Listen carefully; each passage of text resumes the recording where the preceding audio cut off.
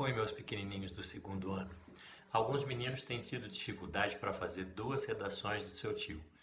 Uma é sobre as inundações e a outra sobre as doenças globais ou o coronavírus. Vamos falar um pouquinho das inundações? A gente tem que responder a 8 questões para depois montar a nossa dissertação. Primeiro, a gente vai ter que colocar o tema. Então, o tema serão as enchentes e inundações nos dias atuais no Brasil. A tese é o ponto de vista que você tem a respeito disso. Então, você acha que nós estamos com uma infraestrutura boa nas grandes cidades para esse número de chuvas que tem acontecido no Brasil? Parece que não. Então, a gente pode colocar que nosso ponto de vista é preciso melhorar a infraestrutura das cidades. Claro que a gente está falando de esgoto, saneamento, bueiros e uma cidade que tenha um solo mais permeável, para onde a água possa escoar. Então, a gente critica a infraestrutura precária, que precisa mudar imediatamente. Essa é a nossa tese. Terceiro, quais são os argumentos centrais com relação às inundações? Claro que isso é um problema político, é preciso ter vontade política para fazer essas mudanças, e também pode ser uma questão social. Nós percebemos sempre que são os mais pobres que sofrem com essas inundações, alagamentos, excesso de chuva, as casas são inundadas, eles perdem todos os móveis. E os ricos quase sempre estão preservados e são mais privilegiados. Aí nós vamos para o desenvolvimento. No desenvolvimento, a gente vai fazer número 4, o argumento histórico. Como que era antigamente? As cidades eram menores e não havia o aquecimento global. Então a gente tinha um volume de chuva natural e esperado, e as cidades não eram tão movimentadas e tão cimentadas e asfaltadas. Hoje não.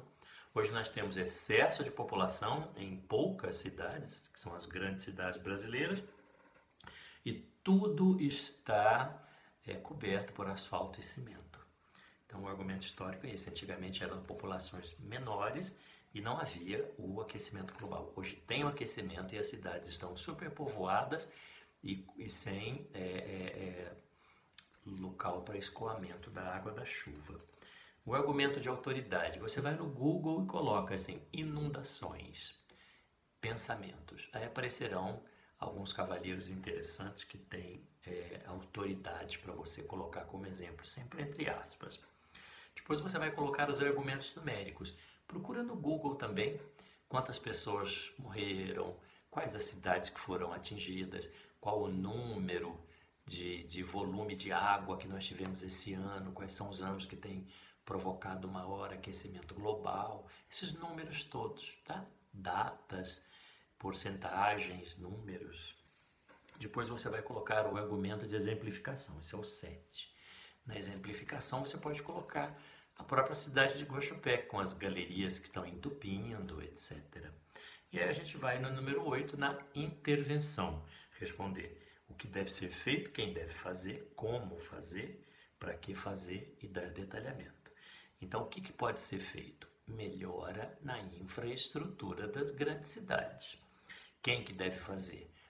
Isso aqui tem que ser o governo junto com as empresas. A gente pode colocar a responsabilidade nas políticas público-privadas. Como fazer? Alto investimento.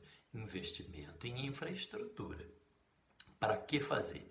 Para que as cidades sejam melhoradas na qualidade de vida, porque quando houver o volume grande de chuva que a gente sabe que virá por conta do aquecimento global, as cidades estejam bem preparadas e menos pessoas morram e percam seus bens.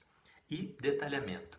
A gente pode falar sobre as questões de que é preciso que se crie nas cidades espaços para o escoamento da água, que a chuva caia na grama, na terra, no mato, na floresta, na praça e não no cimento e fique ali subindo e cobrindo os nossos carros, tá bem? Com relação às doenças globais, a gente pode fazer o quê? O tema, a gente vai falar coronavírus e doenças globais, que a gente pode chamar de pandemia. Tese, o Brasil está preparado para essas doenças? A gente vai dizer não.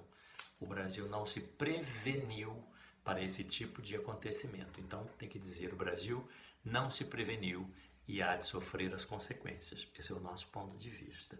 Os argumentos centrais, eles podem ser de ordem política e podem ser de ordem da saúde pública.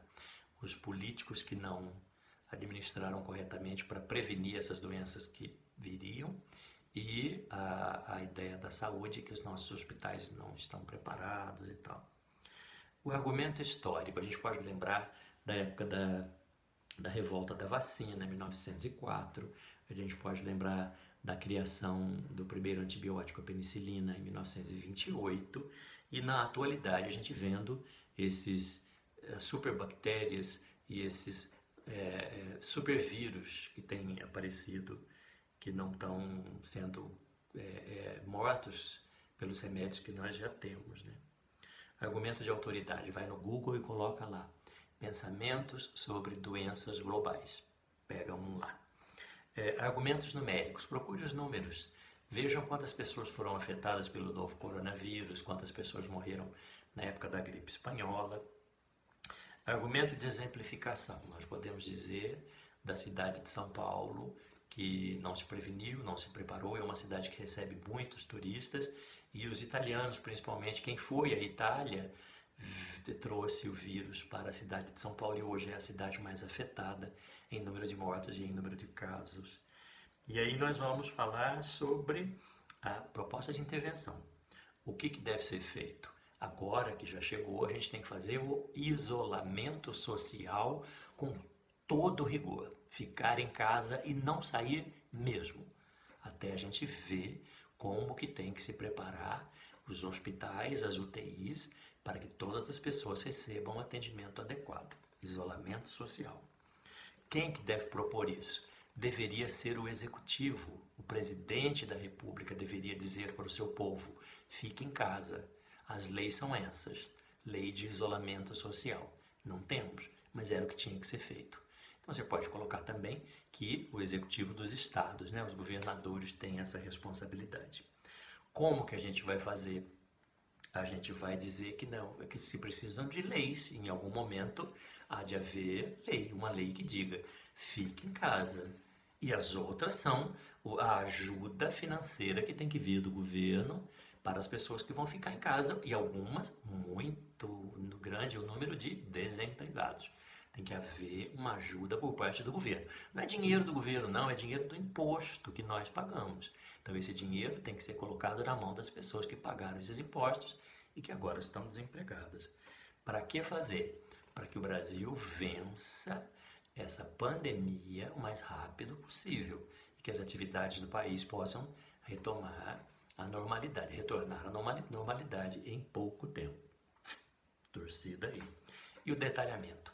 A gente vai dizer que sem os cientistas nada feito.